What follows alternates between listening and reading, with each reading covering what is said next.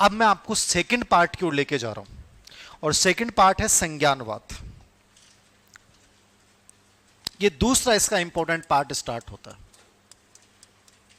संज्ञानवाद क्या है? संज्ञानवाद cognitive theory किसको बोलते हैं अपन?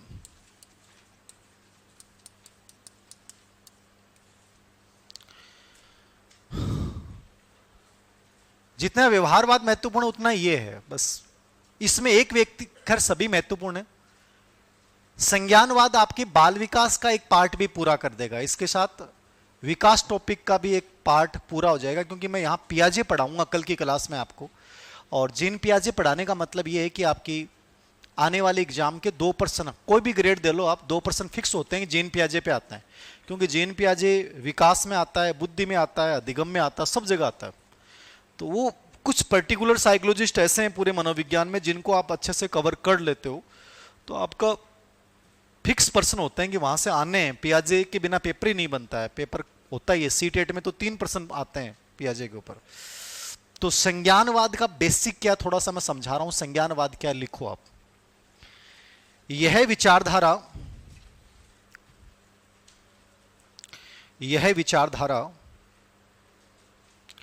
अधिगम को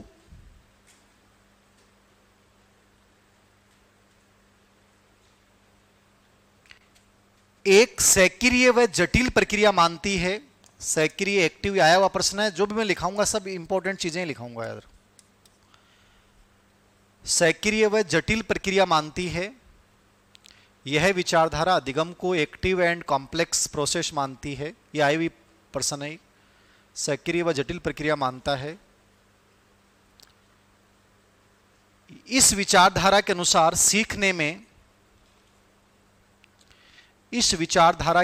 सीखने में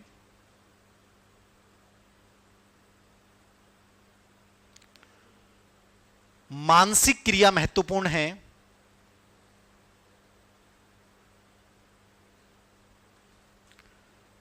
सीखने में क्या महत्वपूर्ण है?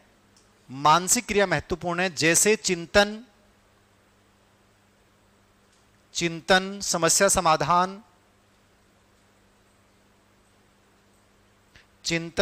समाधान, सूचनाओं का संगठन, चिंतन, समस्या समाधान, सूचनाओं का संगठन, आत्म अनुभूति।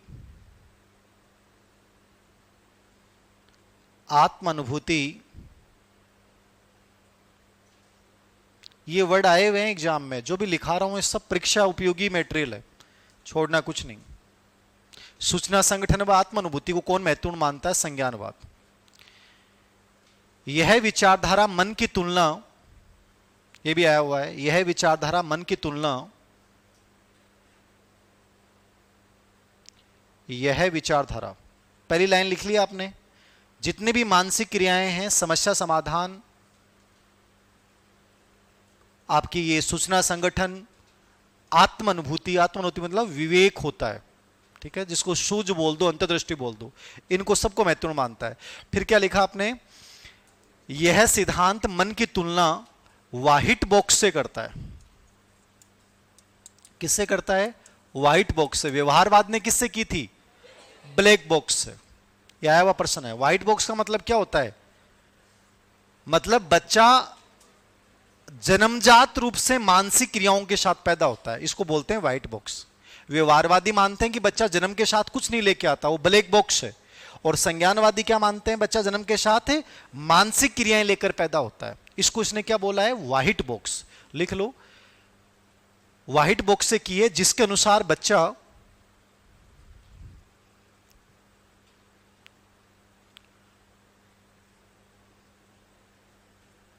आंतरिक कारकों से ज्यादा प्रभावित होता है। किससे प्रभावित होता है बच्चा?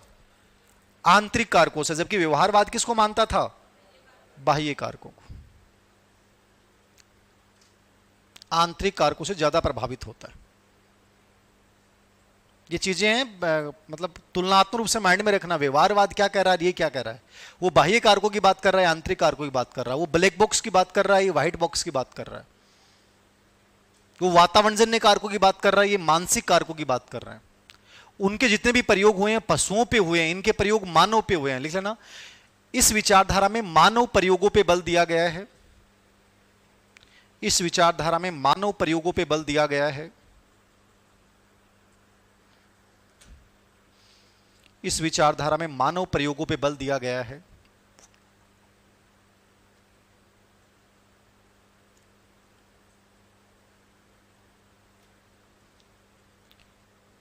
एक लाइन और लिख लो अंतिम। इस विचारधारा के अनुसार सीखना, इस विचारधारा के अनुसार सीखना तीन तरह से होता है।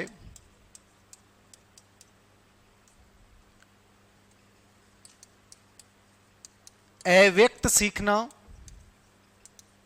ये मैं समझाऊंगा आगे डिटेल में, यहां तो नाम नाम लिख लो। अव्यक्त सीखना, सीखना तीन तरीके से होता है। अव्यक्त, लेटेंट, सूझ, इनसाइट। ये सिद्धांत है, आगे मैं समझा दूंगा, अभी तो नाम नाम लिख लो आप। सूझ द्वारा सीखना, और तीसरा है प्रेक्षण द्वारा सीखना। प्रेक्षण का मतलब होता है ऑब्जर्वेशन।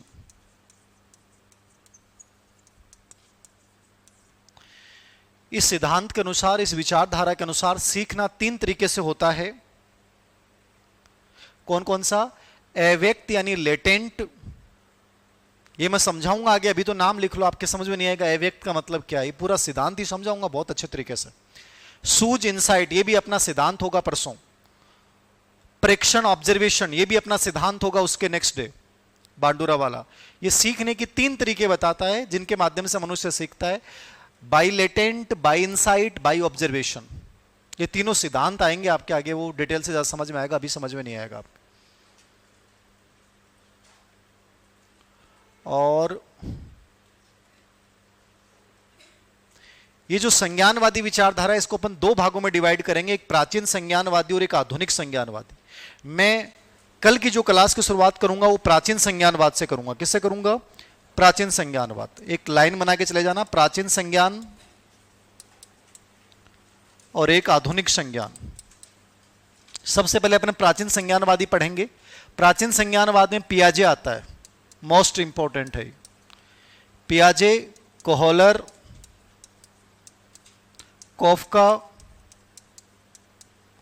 वर्दीमर, लेविन और टोलमैन, ये तो होते हैं प्राचीन संज्ञानवादी। और आधुनिक संज्ञानवाद में जेरोम ब्रूनर आता है, आशुबेल आता है। ये दो ही पढ़ने हैं अपने को, बाकी एक वोल्स भी आता है बट ये पढ़ना नहीं है, एक नॉर्मैन भी आता है बट ये भी नहीं पढ़ना आपको।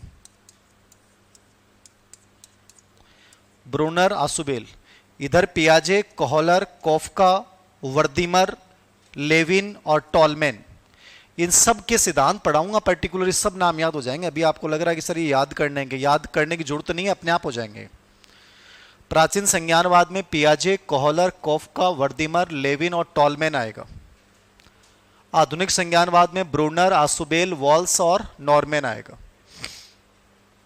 कोई डाउट है किसी को? पक्का नहीं है? ये मैं पढ़ाऊंगा तो एक एक नाम याद हो जाएगा, आप बोलोगे नहीं। आपको मैं रात को ही पूछूंगा तो ही बता दोगे गुरुजी ये प्राचीन हो आधुनिक हो, क्योंकि इनके सिद्धांत पढ़ाऊंगा सबके। और अभी रटना मत इनको कि प्राचीन कौन होता है, आधुनिक कौन होता है। एक एक सिद्धांत आएंगे इनके।